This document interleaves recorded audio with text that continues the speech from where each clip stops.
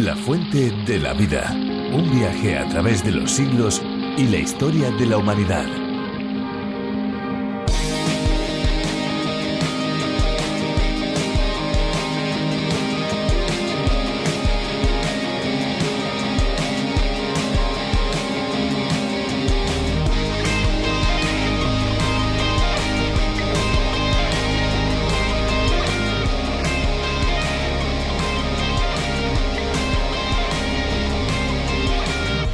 La Fontana di Trevi en Italia es la fuente más famosa del mundo. Esta era popular, pero se terminó de convertir en un icono con la famosa escena de Fellini en la película La Dolce Vita. La fuente danzante o Dancing Fountain en Dubái ha sido considerada como la más larga del mundo. Gracias a los chorros de agua que lanza acompañados de un espectáculo multicolor, se ha convertido en toda una obra de ingeniería.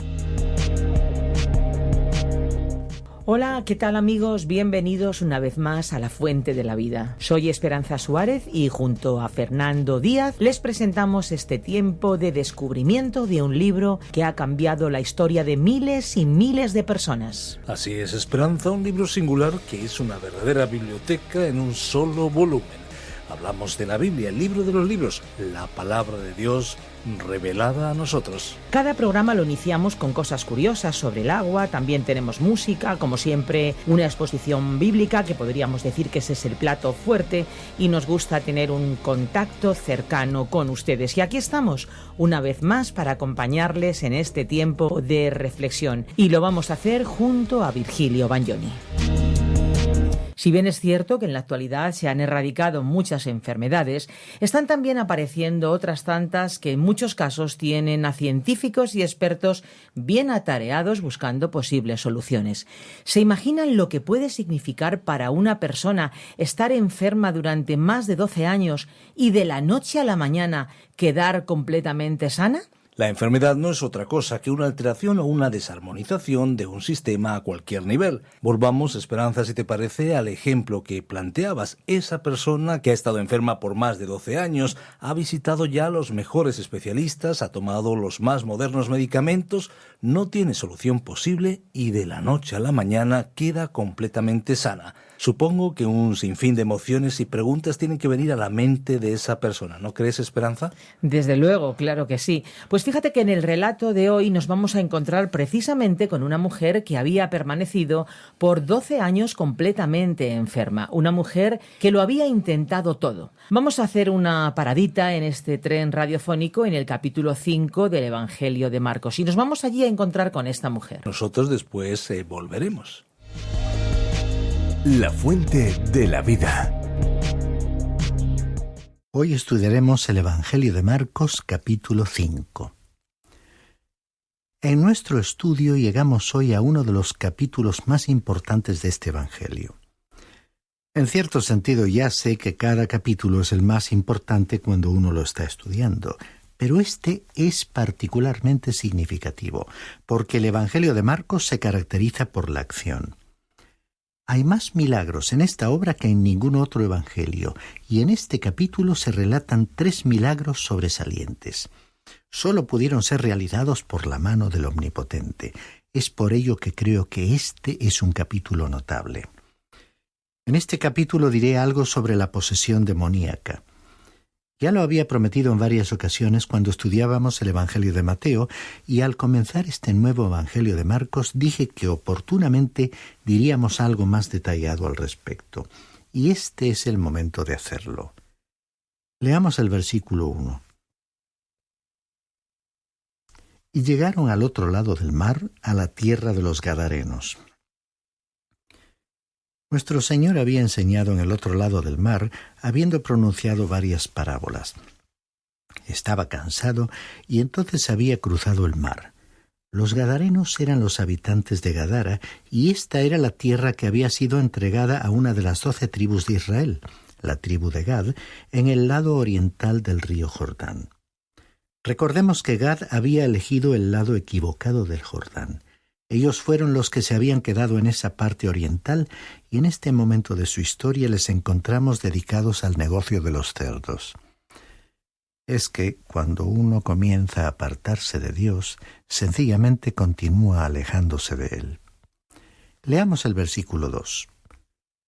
Y cuando él salió de la barca, enseguida vino a su encuentro de entre los sepulcros un hombre con un espíritu inmundo. Era, como dice, un hombre, un ser humano. En primer lugar, observémosle. Estaba en una condición desesperada, pero aún era un hombre. Fue lo que el Señor Jesús vio, un ser humano. A pesar de su situación, Jesús le vio.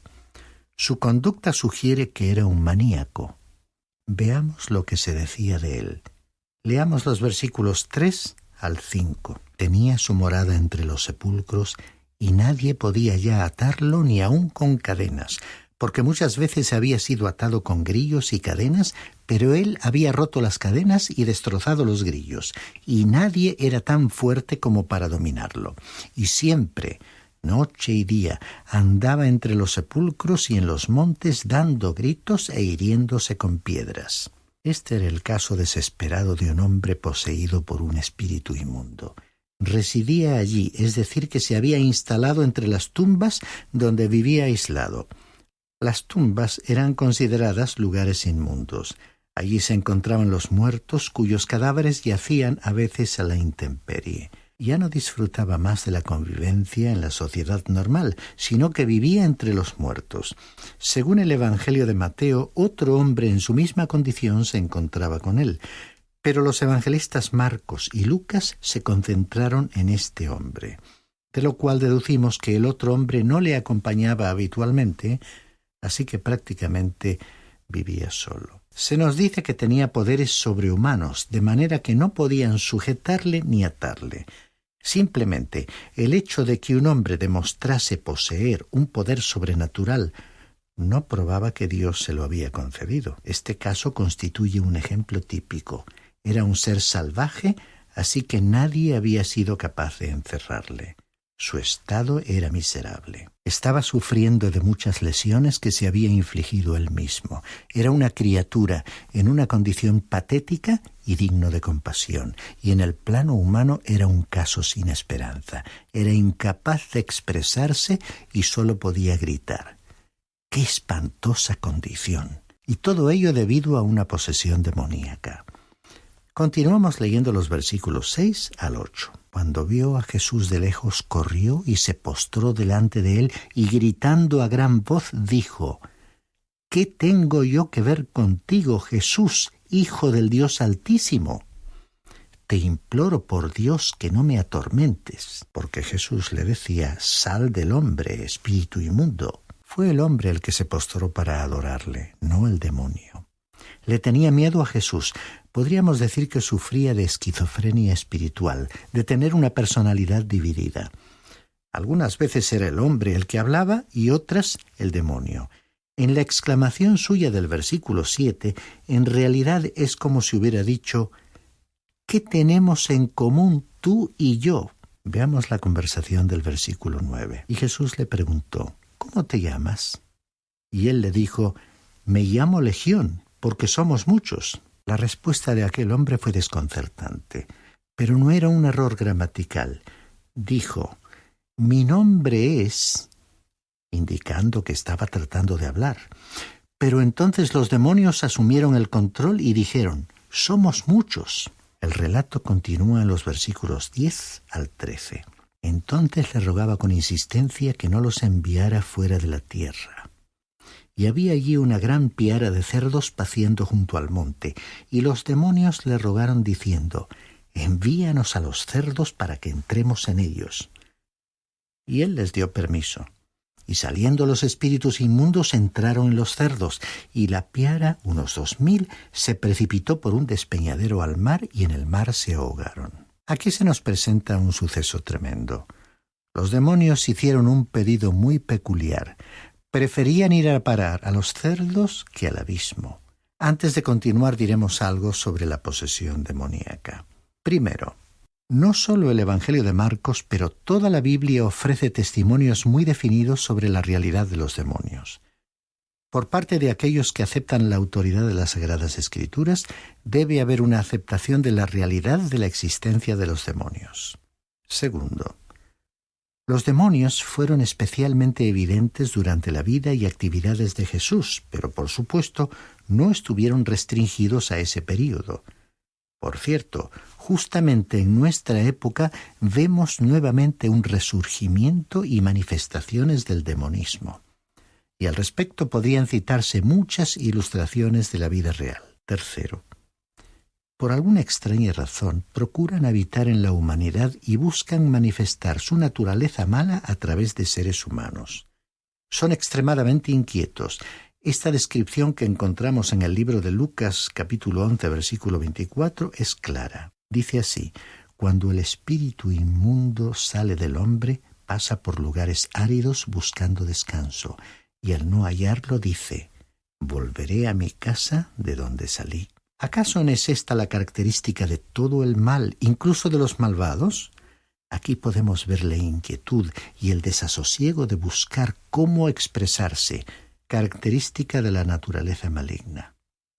Los espíritus buenos nunca procuran tomar posesión de los seres humanos. El Espíritu Santo es la única excepción y Él solamente habita en los creyentes. Pero tan verdaderamente como Él mora en los creyentes, así también los demonios pueden poseer a los que no son salvos. Los demonios no pueden poseer a los salvos. En la primera carta de Juan, capítulo 4, versículo 4, se nos dice que el que está en nosotros, es decir, el Espíritu Santo, es mayor que el que está en el mundo, es decir, Satanás. En consecuencia, queda claro que un hijo de Dios no puede ser poseído por el demonio. Cuarto, en este incidente los demonios preferían ir a una gran piara de cerdos antes que al abismo. Es interesante observar este detalle. Quinto, estos seres deberían ser llamados demonios y no diablos. Solamente hay un diablo, y estos son llamados espíritus impuros por causa de su naturaleza. Sexto, las Sagradas Escrituras no nos explican su origen. Todo lo que pudiéramos decir sería muy especulativo. Séptimo, parecen existir en gran cantidad. Octavo, los demonios están bajo el control de Satanás. Dije que no especularía, pero aquí lo intento. En mi opinión, cuando Satanás cayó en el pecado en los cielos, hubo ángeles que le siguieron. Habiendo dicho esto, ya no aventuro más opiniones. Noveno, su propósito es la perdición, la ruina, la destrucción del ser humano. Ellos ciertamente trabajan en el programa de Satanás.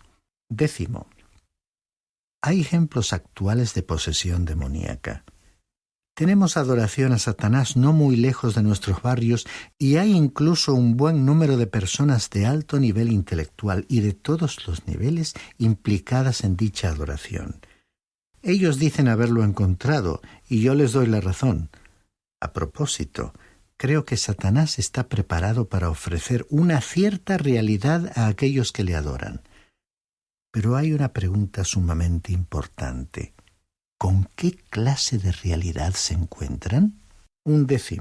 El Señor Jesucristo tiene poder sobre los demonios. Esa es la gran lección que tenemos que aprender. No hay ningún motivo para que un creyente tenga temor de los demonios ni para que adopte alguna noción supersticiosa o fantasmagórica sobre ellos. Si alguna vez te sientes molestado por ellos, entonces pide al Señor Jesús que te libere de esa opresión. Ellos han sido expulsados en su nombre. Y recuerda que vivir temiéndoles en la actualidad sería tener falta de fe en el Señor Jesús. Si tú crees que ellos pueden de alguna manera controlarte o poseerte o dirigirte, entonces necesitas ser aconsejado por los líderes espirituales de tu iglesia. Pero no olvides esta verdad. El Señor Jesús tiene poder sobre ellos. Y en nuestro pasaje, si lees los versículos que hemos omitido, verás la sorprendente reacción de la gente de Gadara que vino a Jesús para rogarle que se fuese de esa región. Parece que les convenía tener a sus cerdos que tenerle a él. Pensando en nuestro tiempo, esa sería una cuestión para provocar un examen de conciencia, porque hay muchísimas personas que prefieren tener otras cosas, algunas de ellas de un valor equivalente al de los cerdos, antes que tener a Cristo. El milagro siguiente estuvo estrechamente relacionado con el milagro de la resurrección de la hija de Jairo. Leamos los versículos 21 al 28. Cuando Jesús pasó otra vez en la barca al otro lado, se reunió una gran multitud alrededor de él, y él se quedó junto al mar. Y vino uno de los oficiales de la sinagoga, llamado Jairo, y al verle se postró a sus pies, y le rogaba con insistencia, diciendo: «Mi hijita está al borde de la muerte. Te ruego que vengas y pongas las manos sobre ella para que sane y viva». Jesús fue con él, y una gran multitud le seguía y le oprimía, y una mujer que había tenido flujo de sangre por 12 años, y había sufrido mucho a manos de muchos médicos, y había gastado todo lo que tenía sin provecho alguno, sino por el contrario, había empeorado. Cuando oyó hablar de Jesús, se llegó a él por detrás entre la multitud y tocó su manto, porque decía: «Si tan solo toco sus ropas, sanaré». Entonces Jesús había regresado nuevamente a su tierra. Al considerar el relato de este incidente, resulta interesante compararlo con el relato de Lucas, que era médico y que dijo que aquella mujer no había podido ser sanada. Marcos dijo que había sufrido mucho con los médicos y que había gastado todo lo que tenía. Continuemos nuestra lectura en los versículos 29 al 31. Al instante la fuente de su sangre se secó y sintió en su cuerpo que estaba curada de su aflicción. Y enseguida Jesús, dándose cuenta de que había salido poder de él, volviéndose entre la gente, dijo: «¿Quién ha tocado mi ropa?». Y sus discípulos le dijeron: «¿Ves que la multitud te oprime y dices: ¿quién me ha tocado?». Los discípulos pensaron que aquella era una pregunta muy extraña, ya que la multitud le estaba oprimiendo. Pero solamente una persona le había tocado con fe para recibir la sanidad. La situación sigue siendo la misma en nuestro tiempo. Muchas personas andan por todas partes utilizando libremente el nombre de Jesús, expresando opiniones diversas acerca de él. Y la gente piensa que seguramente le conocen. Sin duda le conocen, pero figurativamente hablando, es como si hubieran tocado a Jesús de la misma manera que aquella multitud de nuestro relato. Pero no le han tocado como aquella mujer le tocó, porque ella le tocó con una actitud de fe para ser sanada por él. Dicen los versículos 32 al 34. Pero él miraba a su alrededor para ver a la mujer que le había tocado. Entonces la mujer, temerosa y temblando, dándose cuenta de lo que le había sucedido, vino y se postró delante de él y le dijo toda la verdad. Y Jesús le dijo: «Hija, tu fe te ha sanado. Vete en paz y queda sana de tu aflicción». La enferma había permanecido en aquella condición durante 12 años. ¿Has pensado que aquella niña habría tenido unos 12 años de edad cuando se manifestó su enfermedad? Habían transcurrido después 12 años de sufrimiento que ahora habían llegado a su fin. Así como la luz irrumpe en medio de la oscuridad de la muerte. Y el padre que había llegado, Jairo, el oficial de la sinagoga, al ver a Jesús conversando con la mujer, seguramente se habrá impacientado y quizás pensó: ¿cómo es que no se da prisa? ¿No sabe que mi hija pequeña está tan enferma que morirá a menos que él se apresure y venga a verla? Jesús intencionalmente no se movió. Sanó a aquella mujer y mientras continuaba hablando con ella, llegó alguien con un mensaje. Leamos los versículos 35 al 40. Mientras estaba todavía hablando, vinieron de casa del oficial de la sinagoga diciendo: «Tu hija ha muerto. ¿Por qué molestas aún al maestro?». Pero Jesús, oyendo lo que se hablaba, dijo al oficial de la sinagoga: «No temas, cree solamente». Y no permitió que nadie fuera con él, sino solo Pedro, Jacobo y Juan, el hermano de Jacobo. Fueron a la casa del oficial de la sinagoga, y Jesús vio el alboroto y a los que lloraban y se lamentaban mucho. Y entrando les dijo: «¿Por qué hacéis alboroto y lloráis? La niña no ha muerto, sino que está dormida». Y se burlaban de él. Pero él, echando fuera a todos, tomó consigo al padre y a la madre de la niña y a los que estaban con él, y entró donde estaba la niña. Así fue que Jesús se dirigió hacia la casa e hizo salir a aquellos que no creían. Entonces Nos dice el relato en el versículo 41. Tomando a la niña por la mano, le dijo, Talita cumi, que traducido significa, niña, a ti te digo, levántate. La frase Talita cumi era una expresión en arameo que la niña pudo entender, era su idioma nativo. Mirando a la totalidad del ministerio de Jesús, encontraremos que así como aquí resucitó a una niña, también resucitó a un joven muerto en el vigor de su juventud, que era hijo de una viuda del pueblo de Naín, y a un hombre que había muerto en la madurez de su vida, llamado Lázaro. Les resucitó a todos de la misma manera, hablándoles. Es como si aquella niña, en cierto modo, representase a todos aquellos niños que han partido antes de llegar a la edad en que pueden ser considerados responsables. En aquella ocasión, con ternura, Jesús le había dicho, «Niña, a ti te digo, levántate». Sé que en este momento me estarán escuchando muchos padres que habrán perdido a hijos pequeños. Algunos amigos míos han pasado por esa experiencia tan dolorosa.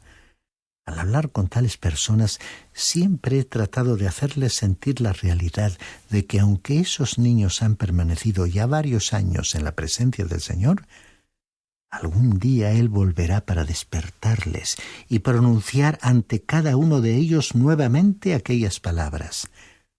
A ti te digo, levántate. Y así como vosotros, padres, habéis dejado sus restos en una tumba, les veréis levantarse, resucitar, porque el espíritu de cada uno se unirá con un cuerpo hermoso, glorificado, y todos tendrán en ese día futuro otra vez a sus pequeños. Y todos nosotros, a nuestros seres queridos creyentes que han partido. El triunfo de la resurrección de Cristo será entonces la victoria de todos aquellos que son suyos, y será además una nueva manifestación de su poder. Leamos el final del relato de aquel gran milagro en los versículos 42 y 43. Al instante la niña se levantó y comenzó a caminar, pues tenía 12 años, y al momento se quedaron completamente atónitos. Entonces les dio órdenes estrictas de que nadie se enterara de esto y dijo que le dieran de comer a la niña. Después del milagro, Jesús les dio la sugerencia práctica, porque si un niño ha estado durmiendo y es despertado con una nueva vida, ¿qué querría hacer en primer lugar? Pues comer. Así que Jesús les dijo que le trajesen a la niña algo para comer.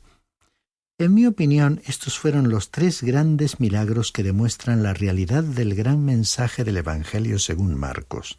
Jesús ha sido presentado como el siervo de Dios actuando en el poder de Dios. Él es un hombre de acción que cuando algunos de sus discípulos querían ocupar en el reino los lugares de mayor honor, él mismo dijo que él no había venido para ser servido, sino para servir y para dar su vida en pago por la libertad de muchos. Así es que, resumiendo, en este capítulo hemos visto a Jesús realizando 3 grandes milagros. Expulsó los demonios de un hombre en la región de Gadara, sanó a una mujer enferma por hemorragias y resucitó a una niña de 12 años, la hija de Jairo. Al terminar, recuerdo nuevamente a aquella mujer enferma, en su debilidad, abriéndose paso trabajosamente entre la multitud, impulsada por su fe, tratando de llegar hasta Jesús para tocarle, con la certeza de que sería sanada de su enfermedad. Recordemos lo dicho sobre la multitud de personas que en nuestra época creen conocer a Jesús y hablan de él de muy diversas maneras. Son como los miembros de aquella multitud de curiosos que seguían a Jesús por motivos puramente superficiales, que le oprimían y le tocaban ocasional o casualmente. Te invitamos a acercarte a él con la actitud de aquella mujer anónima, por la fe, con la certeza de que si tienes un encuentro personal con él te liberará del pecado, porque en la cruz pagó tu deuda y la mía.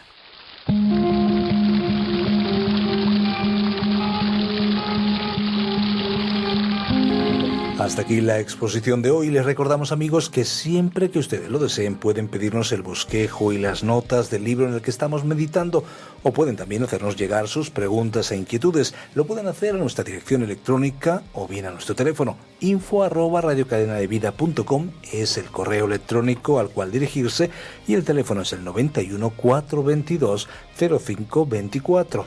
Pero si lo que ustedes prefieren es escribirnos a través de vía postal, pues lo pueden hacer también. Tomen nota: apartado de correos 24081, código postal 28080 de Madrid, España.